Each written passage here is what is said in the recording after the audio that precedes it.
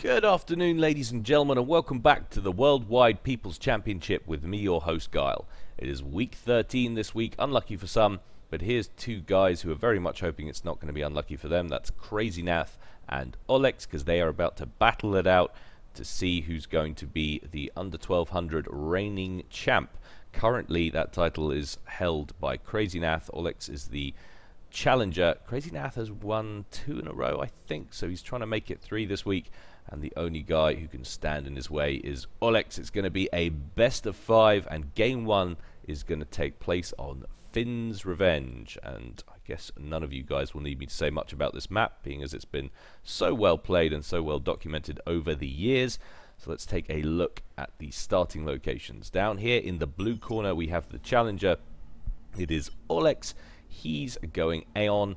And this seems to be his favourite race from what I've seen of him. He seems to play Aeon at every opportunity where there isn't a map that really would benefit, say, another race specifically. But yeah, it's definitely his race of choice. He's going land, couple of P-gens, and then he's queued up a few mexes as well. And up here in the red corner is the main man, the reigning champ, CrazyNath. He's going Fim, and he's got more or less an identical build order. He's going land, 2 P-gens, a couple of mexes queued up on the comms. So both these guys looking to take advantage of the natural floaty abilities of Aeon and Fim. Probably going to see quite a bit of Zuis and Auroras kicking about in the early game, and it makes sense, of course, because you've got this huge lagoon in the middle that funnels your troops down on the land bridge. So if you can just roll over that with offensive units early on, that's going to help you out. We'll take a look at how these guys are progressing simultaneously. CrazyNath's moving his commander up, presumably to assist this hydrocarbon that the engineer is about to initiate. Aulex has been a little bit slower getting to work on his hydrocarbon, but that's not really a great deal of an issue. He's working on some T1 P-gens instead. He has, however, gone for a little bit more of an aggressive opening. He's got a scout and a lab on both sides, going to tackle both the land bridge, give himself some pretty good intel, and it's going to come across this Selen on the right hand side, so CrazyNath will certainly at least be aware of this. Might not be aware of what's happening on the left hand side, and he has got an engineer that's making his way over there, and if the situation proceeds as it looks like it's going to, he's probably going to lose that. I say that tentatively because, of course, you don't know for certainty what's going to happen, but Atham one-shots the little scout there for Aulex. That doesn't last very long at all, and the flare doesn't fare much better either. Gets a couple of shots on, takes about 100 hit points off that Tham before it goes pop, but the engineer on the left-hand side does go down. The scout has been popped, I think, by the commander, but certainly the flare is doing okay, and if he pops up into this little nook, he might be able to pick up this engineer as well. A radar system has been produced. The engineer tried to get a reclaim, but of course, when it's on the move, that is impossible.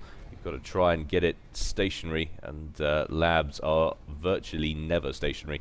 But that prevented the radar going up, so that's a nice little bit of intel he's denied CrazyNath, so reasonably good start for Aulex, who's now moving his commander. You can see the move order is to the right hand side, and this is the typical maneuver on any kind of map where you have 2 main approaches. You send your commander on one side and the majority of your spam on the other. You can see that's all queued up, lots of waypoints heading over there, and so forth. So we're looking at 3 land factories with 2 more on the way, as opposed to 2 land factories about to be 3, 4 down here, nearly 5, and an air factory. So in terms of factory spam, it does seem like CrazyNath is a little bit further ahead, but of course it's far too early to make any assumptions as yet.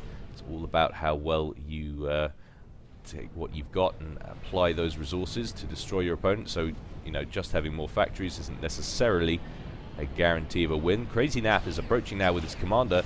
He spied that radar system, but he'll also just notice the contact that's been made on the right-hand side between his opponent's ACU and the few Thams and scout he had lingering on that bridge. CrazyNath at the same time probably going to make contact with these, marching straight forward, but then turning around to chase them a little bit. And he's looking a little bit isolated. You see, he hasn't got a lot of troops out on the field. There's a much more consistent spam happening on the left-hand side for Aulex. He's chilling over here on the right. Oh, dude. 2 hit points. Allow. Finish that off. Thank you. Finally finishes off that mass point on his way north. It's not a great deal in here. You see, there's a little bit of a cat and mouse game happening on the left. CrazyNath doesn't really know what to do with his comm at the moment. Aulex has started building a torpedo launcher, which is always nice. Actually gives you some damage in the lagoon. Means that your opponent can't just chill in the middle, but I don't know if that's going to get finished. It depends on what's going to be seen. Over here on the right, Aulex is chasing off a merry little band of troops, and if you can get in and start doing some damage over here, you could stand a chance of crippling CrazyNath in the early game. And of course, why these troops are massing on the right hand side, concerned with the commander. There's a huge group of Auroras and Furthers that are just flying across the land bridge to the left, and that is going to leave a very vulnerable corner to CrazyNath's base. They're going to take out a mass point on their way past, and we see all this time CrazyNath isn't inflicting any damage with his ACU at all. He's been very much outmaneuvered. CrazyNath trying to get a torpedo launcher up there, but that was ambitious. That's not going to get finished. Aulex promptly just reclaims the engineer, and now of course the groups of units up here are making contact. CrazyNath is trying to redirect his forces, but Aulex can simply start work on stuffing, attacking the stuff down here. Stuffing? I don't know what that was about. Tried to get a T1 PD up, but Zooey over there denied it. And a little bit of comm action going on down here. We'll just keep a look at 2 things happening at the same time as the troops engage the forward factory up here. Aulex, little smiley face in chat as CrazyNath seems to think he's beaten, and I think that might very well be the case. There's going to be far too much damage visited upon CrazyNath's base, and Aulex is safely away. There's not going to be any way he can put any damage on his commander, so the well played goes up, and CrazyNath promptly control Ks, so he loses the first game to Aulex. Aulex played very nicely indeed, but it does sort of feel like that was very much a warm-up game for the 2 players. Ignore the little Windows ding there. So as we move on to game 2, just head back to the title screen there, and we'll head on into game 2. Incidentally, guys, if you do use Facebook, I know I reiterate this a lot, but it's a fantastic place to get all of your media.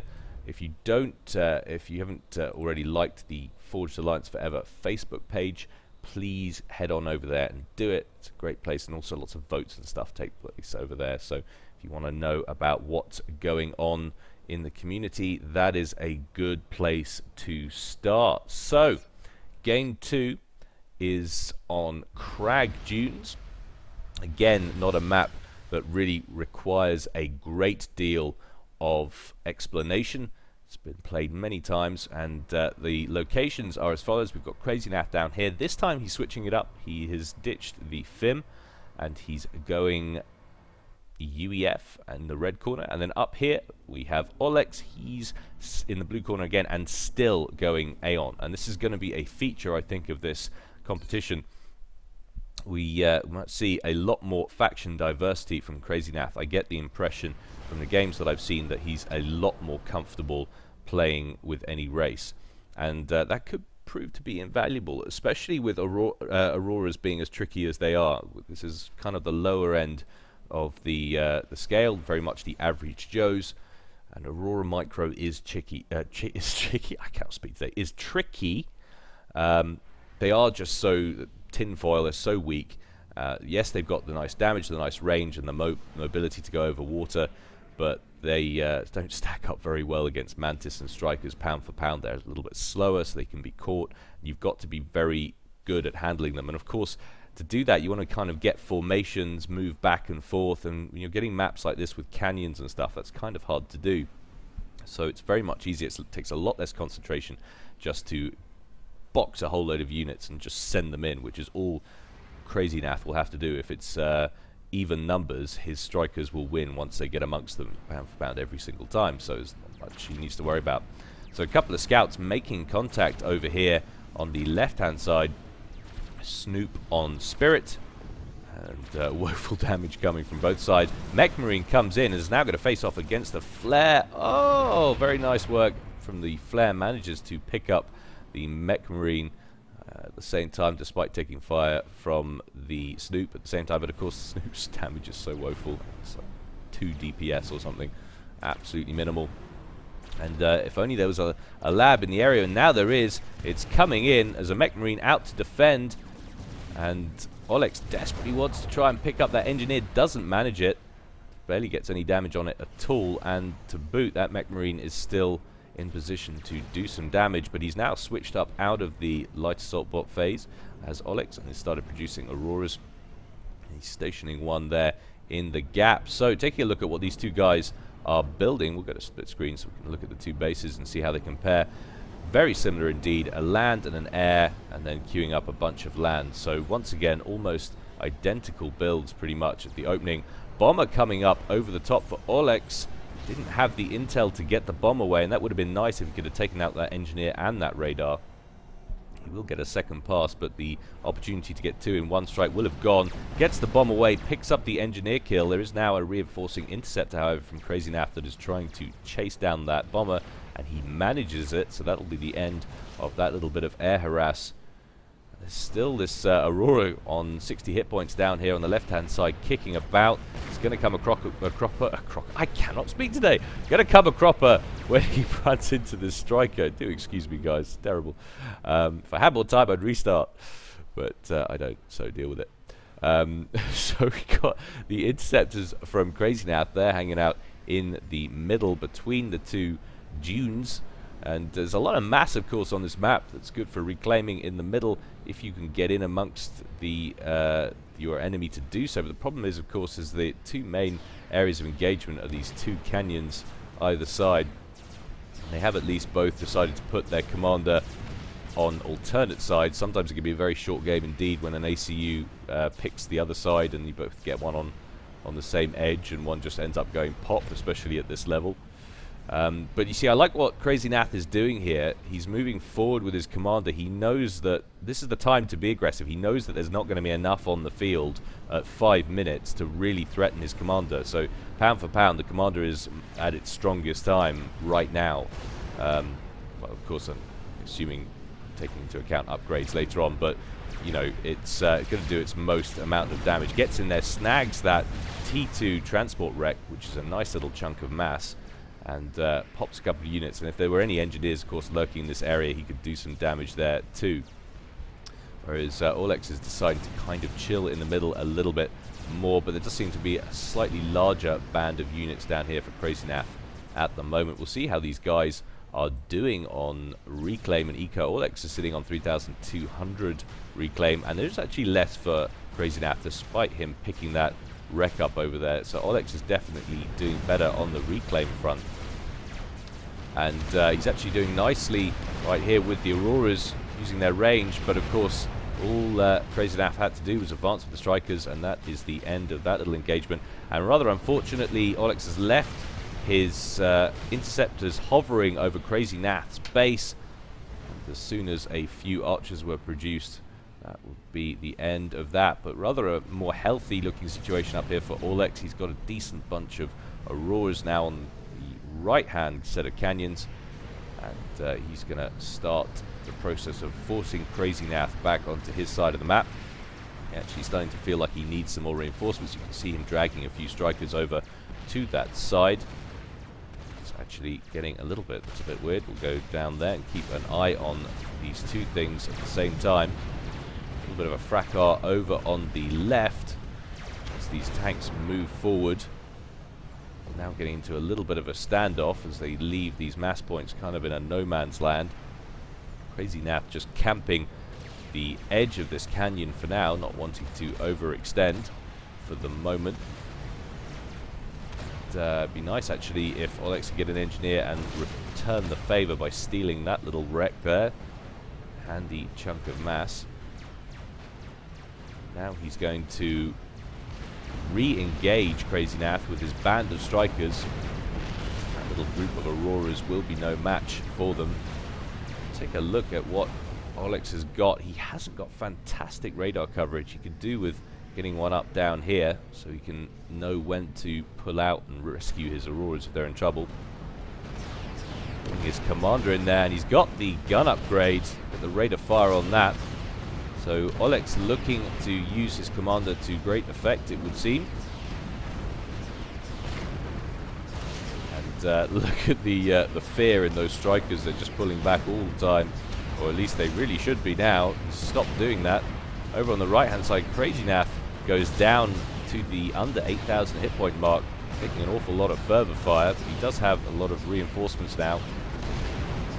Aulex sitting on 22 kills with his ACU, so that's not too shabby. He's got a nice jump start on some veterancy there. We're getting a nice little engagement over on the left-hand side. Aulex just picks up those 2 mass points in the left canyon. CrazyNath is just going to be a bit cheeky and hover in the area with a few Lobos. One of them goes down. Aulex just forced to back up once again. A bit concerned about the firepower on that ACU. In terms of air control, certainly seems to have swung in favor of CrazyNath. See the amount of interceptors he's got kicking around there. Quick look at ecos and how these guys are doing. 22 mass for CrazyNath, 30 mass for Aulex, although he's not using a lot of it. Floating an awful amount of mass for the moment. Needs to increase his factory spam. He's got a factory here, not building anything. Probably use this time to get that upgrading to T2. Aulex down to about 6,500 HP on his commander. Needs to be a little bit careful. I'd like to see some bombers come out now for CrazyNath, now that he's got such strong air dominance. We are actually seeing some T2 air out now for Aulex, so he's made the switch, and I think that's very important with Aeon to make that switch, something that Swackle has been trying to tutor me when I was trying to ladder with Aeon, which I have now ditched because I suck. Look how ballsy Aulex is getting with his ACU. Needs to be slightly careful. Over here we've got a transport with a hell of a lot of mech marines being loaded on. With the air control that CrazyNath has currently got, that could be a game-changing ghetto gunship as it's moving over to the left-hand side, filling up on the rest of the mech marines. He hasn't got a full load, but it's enough to do a nasty amount of damage. Over on the right-hand side, Aulex is feinting a little bit with his troops, taking a lot of damage. We'll have the Swift Winds coming in to try and shoot it down. ASFs would do that in one pass. Oh my god, shoot it down. And Aulex is out. Very nicely done. So, very nicely played indeed there from CrazyNath. Aulex was being very ballsy indeed. A little bit longer and that wouldn't have been an option. He was spewing out Swift Winds from that T2 factory, which he had just managed to get online. But no, the timing on that was perfect. If you left it any later, that just wouldn't have been possible. But no, very nicely handled indeed. Very impressive. Well, we just load up the next replay. Once again, guys, take the opportunity to mention that the Planetary Annihilation pre-order page is in the description below. So if you missed the Kickstarter project, where you got access to the beta and all kinds of juicy things like that, you still can get an option on that if you buy certain packages in the pre-order. So the link to that is in the description below. Check it out. Right, on to game 3, 1-all apiece. And the map is, of course, the infamous Blasted Rock. Lots and lots of local mass in the vicinity, because it can, of course, be played as a 4-player map. And Aulex, once again, rocking the Aeon down here in the blue corner on the left-hand side, going land, a couple of P-gens, and then a couple of mexes, and queuing up also air factory. So he's going land, then air. And once again, as I was saying earlier, CrazyNath makes another racial switch. This time he has moved to Cybran. He's going land, a couple of P-gens, and not queuing up an air factory as yet. So it's being all very mysterious. Lots of mass, however, on this map, though, obviously not just in the form of mexes, but also in the form of reclaim. Little wall sections, what you can do on this map. It's what lots of people do. These narrow canyons, chokes, you can't just wall them off, and it's great at preventing early run-bys. You know, great way to hold on to this hydrocarbon and the extra mass point that's in there. But of course, you don't often get the chance to do that. You'll be halfway through building this wall, and a light assault bot will run in there and snipe your engineer, which is incredibly annoying. And speak of the devil, there's a flare on his way. But of course there is a Mantis already out for CrazyNath, so he's in a position to defend that. If he can hold off this lab over here, he might just stand a chance of keeping this engineer safe. You can see exactly the same tactic going on down here. It's a very common maneuver indeed, and it's very, very effective. I don't see enough people in the lower tiers building wall sections in certain parts of the game, certain maps, because they can be so useful. Certainly I don't do it enough. But it did always annoy me the way they designed it. I don't know what's up with this. It kind of feels lazy the way they did it. I will just make it across so it'll go in any direction. That's fine. It's kind of lazy. But that's just me. I don't know. Maybe I'm weird. Mantis coming in with a mole. Getting too far with the mole as the Aurora snipes it. Mantis was initially primarying the Aurora, but switches to the engineer when he sees it in the vicinity. Doesn't manage to get the Aurora as well. That would be just too cheeky. And you can see the wall sections having great effect already, preventing CrazyNath from getting in there with his Mantis and killing this engineer. So for the moment, at least, that engineer is safe. Aulex making a move to the right-hand side of the map at the approaching the 4-minute mark with his commander, and also harassing with a bomber. Did manage to pick up a couple of kills down here. Looked like a couple of engineer wrecks down there, but promptly gets shot out of the sky by the Sky Slammers, which CrazyNath had recently produced. And this is why you probably don't want to do it this way around. You probably want to get on with the wall sections first. Do cost modest, very modest amounts of eco, but does mean that if there were T1 units in the area, you can get in there while you're building it, and then you've lost that little section, and you've got to get down there later on with another engineer and do the same thing again. But Aulex looking slightly behind on the factory spam. That's an awful lot of spam out here on the right already. Of course, there's a little unknown something, of course, about Cybran. The Sky Slammers can shoot ground as well. It is a toggleable ability, which is why they are so strong in the early game. It's not just the Mantis that are really cool. Those, you know, it really does give you options. Allows you to build those off the bat straight away and still do damage if you've made the wrong decision and your opponent hasn't gone air. But CrazyNath is also doing the same thing. He's maneuvered around the top side of the map and is making a play on Aulex's base with his comm. This is really going to be a split screen affair as we see how these two commanders are going to make out with their strats, both employing exactly the same strategy. CrazyNath seeming to make his way back to towards his base. Starting to get a little bit more of a healthy unit count on Aulex's side of the map. CrazyNath doesn't know what he's doing in life. Turning around again. What are you up to, son? Just kind of chilling, but that's because his concentration is over here. And of course, you've got 15 T1 land units, and that can give a commander a headache, and there's at least that many there. CrazyNath completely unmolested. Aulex is trying to maneuver some troops in, and I think this might be a second loss for Aulex. There's no way out. He's got no overcharge.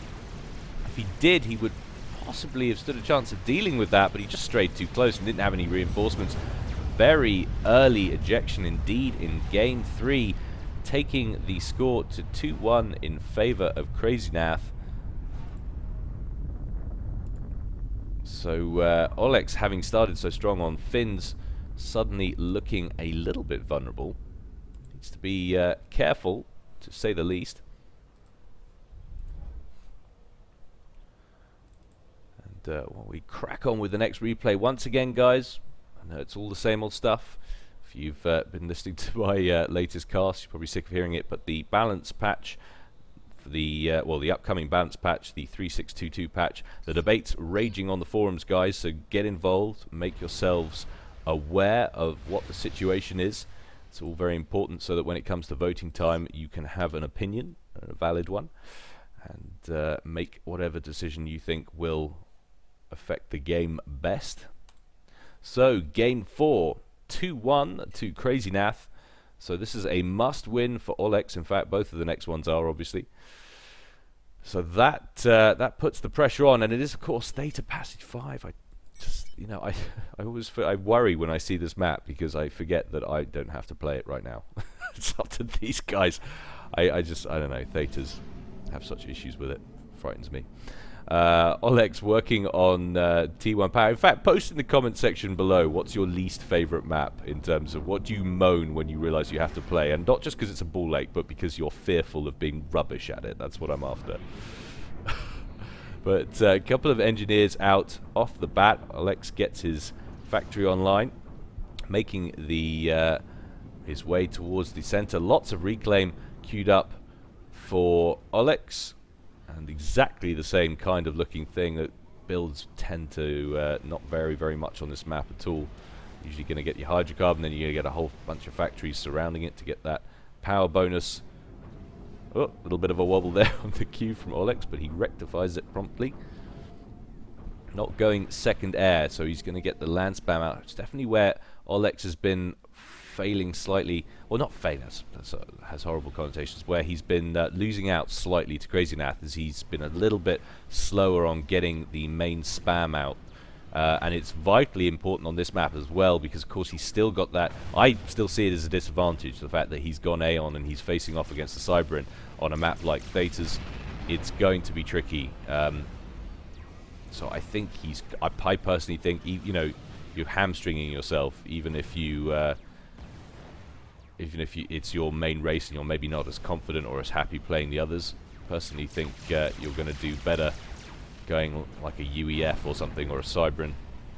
UEF is so generic, it doesn't take, I don't think, a great deal of specialization and knowledge to play effectively. And the light assault bots just kind of teetering around the fringes of CrazyNath's base. But a couple of Mantis have been quite effective down here on the right-hand side for CrazyNath as they make their way to these apertures. They can pick up this engineer or maybe take down these mass points. That would be a nice little win, but there's a couple of Auroras that are closing down on their position. Certainly they want to keep pushing. Question is, will he manage to save these engineers? One's going to go down. Get the next one. He has seen it. The other one's going to go down. And that radar system will not get finished, which is a pity because that would have been nice. Generally want to get it in against here somewhere because that gives you such good coverage. You've got to be expecting your opponent to be coming down this side. You generally get that kind of rotational feel on Theta Passage 5.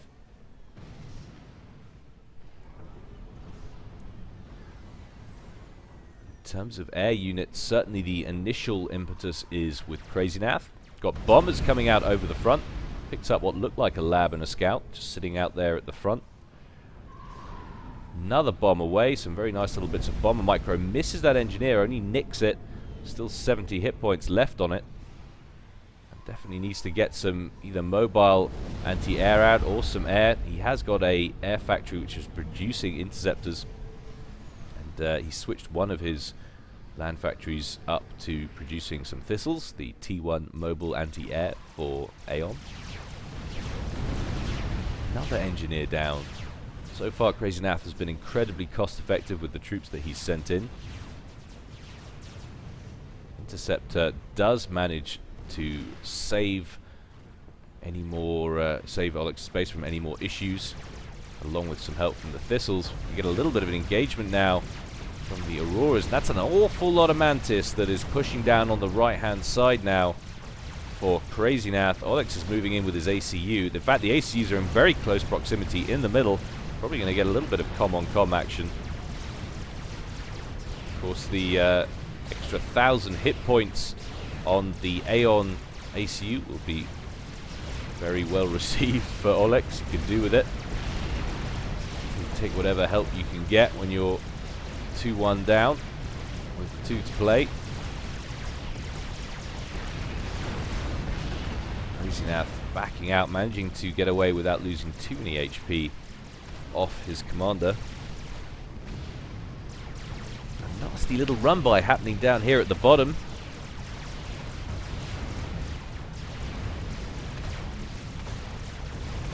But that does manage to get tidied up by the Auroras and the Fervors. Oh, I think it almost does. Finally, the Fervors managed to finish it off before any more damage is done to the base. But another little group of Mantis, a little Mantis hit squad. Oh my god, completely failing to take out that mass point. Survives on 28 hit points. Takes out a couple of Auroras though. Beastly, and it's drawing all of the troops. So at the moment it sort of feels like Aulex is being tugged around the field at the moment, and it's every time that happens he's losing kind of more control over the battlefield. And Aulex once again finds himself cornered by a whole bunch of Mantis, and this time CrazyNath is getting in there with his commander to assist. Wisely backs out before the Auroras can put too much damage on him. And once again another little group of Mantis looking to push through the rear section down here.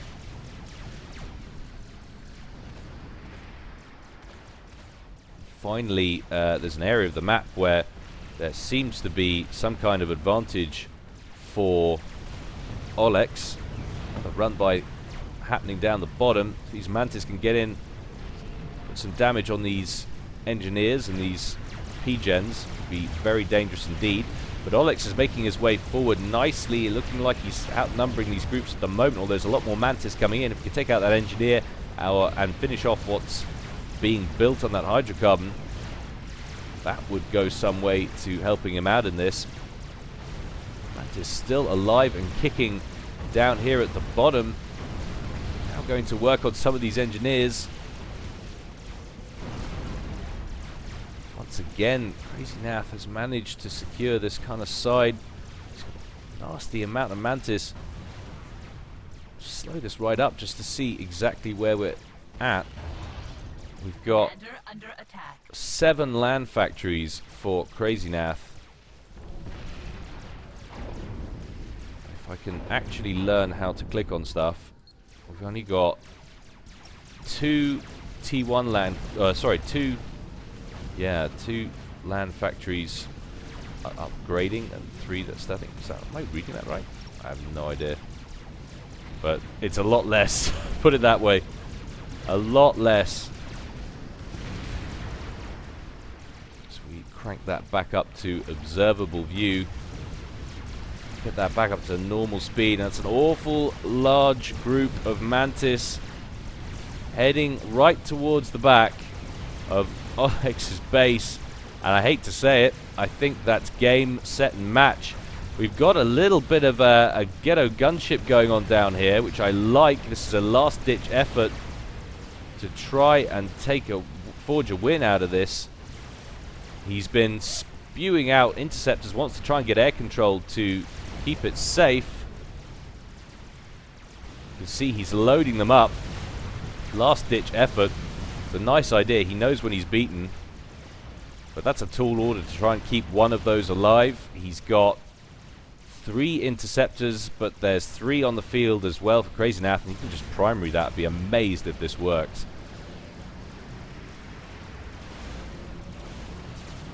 See them closing in now on that transport. There's no way that's making it out of there. I think that the intercept's going to be tied up. There it goes, and that was really the last hope for Aulex in this match. So very confidently played indeed.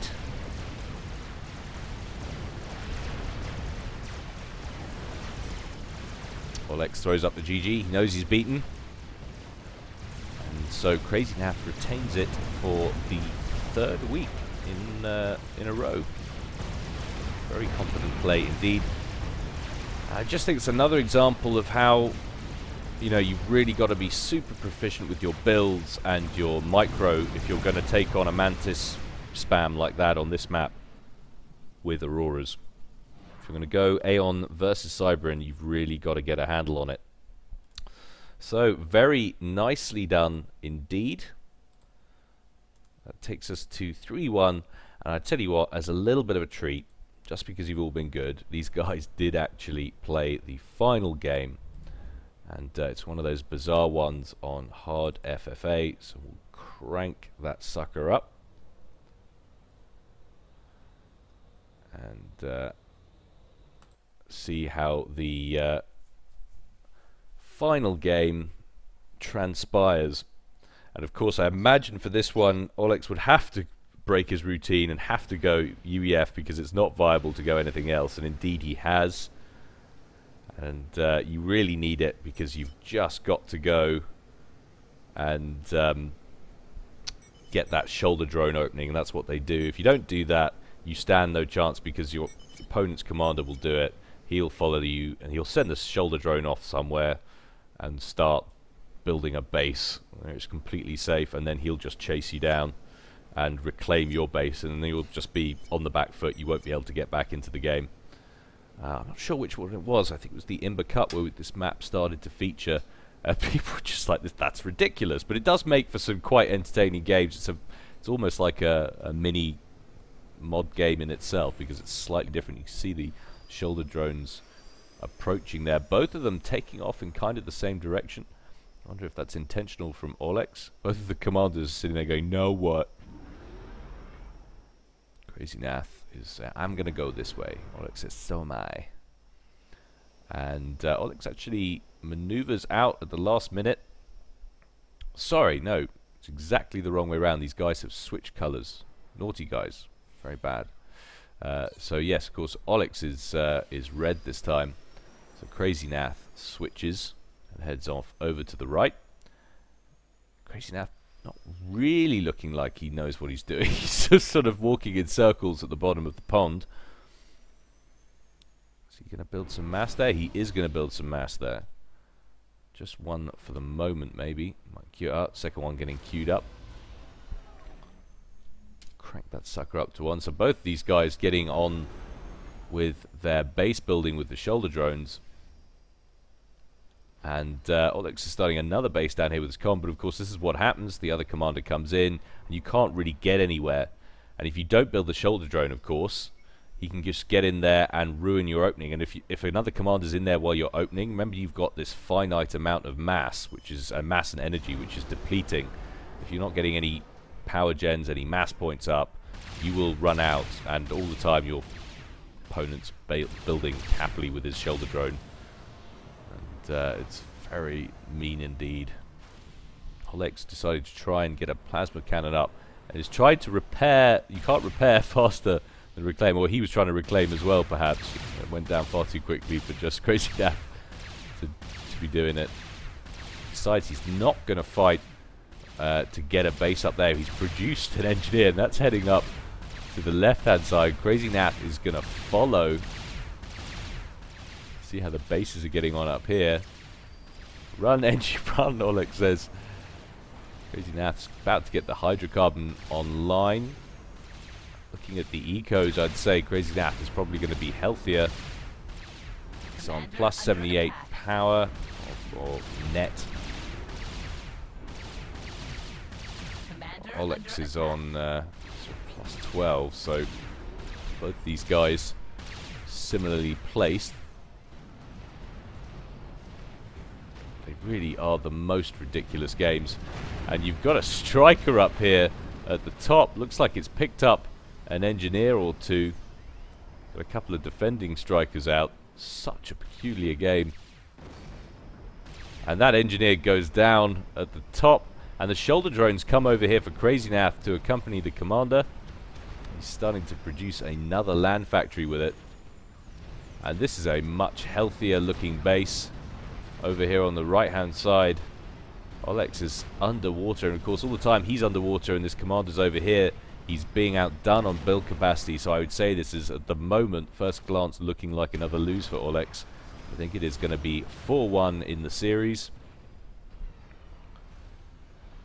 Such a peculiar game. I know I keep saying it, but it really is so random. Yeah, there he goes. I lost. Yeah, you did, I think. Yeah, CrazyNath agrees. It's a meager little base with 4 P-gens. There's at least 3 land factories online now for CrazyNath. He's got mass everywhere. He's got power. Commander's making his way over there to do some damage, and he could probably cripple this base. But, of course, the longer that goes on, the more established this base is going to be. With 3 strikers roaming around here, it's about to... I would say he was about to pick up that engineer kill, but that's the shoulder drone that's busy reclaiming. Oh, no, he's capturing that Lobo. I like it. But that Lobo's going to get moved. Oh, and it cancels it. It's a very cheeky maneuver indeed. He's out there reclaiming that land factory, that first one that went down. Yeah, there is no way back from this, I shouldn't imagine. A nice little PD up, which will make this invulnerable to comfire. So he's basically secured this. He could do with getting some wall sections up around it. So that's a pretty high priority. Take the edge off that commander. And down here we're getting another upgrade on CrazyNath's ACU. It's just kind of this perma little striker ballet happening at the top, pirouetting around one another. He's actually reclaimed quite a lot with the help of that shoulder drone.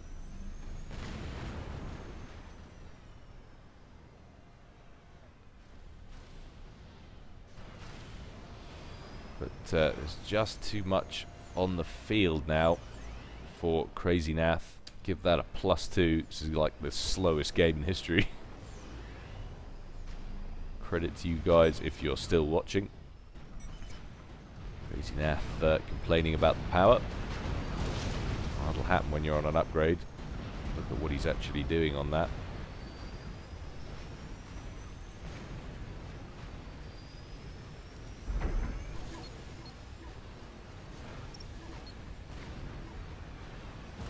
Probably the T2 engineering suite, I think. Yep, so he's going to have the T2 engineering suite, so that is going to be putting him well ahead on tech. Aulex has managed to get a little bit of a base up in the remnants of CrazyNath's old base. It's just not going to save him. Potentially, if he gets some Lobos out of it and deals with this PD, he could get in there and finish this off. Pretty confident he could manage that, which would actually be quite interesting. He could clean all this up. And yes, certainly CrazyNath, his ACU is on T2, which gives him a huge amount of build power. A little bit of an exclamation there from Aulex. Get some Lobos out. Let's see what his economy's actually like. He's hemorrhaging for power. He needs power so badly. That needs to be his main priority, to get a hydrocarbon up. Now there's Lobo fire coming across from this little base. Aulex asking if that was a pillar. Apparently not. And we've got TAC missile launchers going up for CrazyNath, so he's not hanging around. He wants to finish this now. We'll whack that up to +3. A few strikers hobbling around in the hills up here.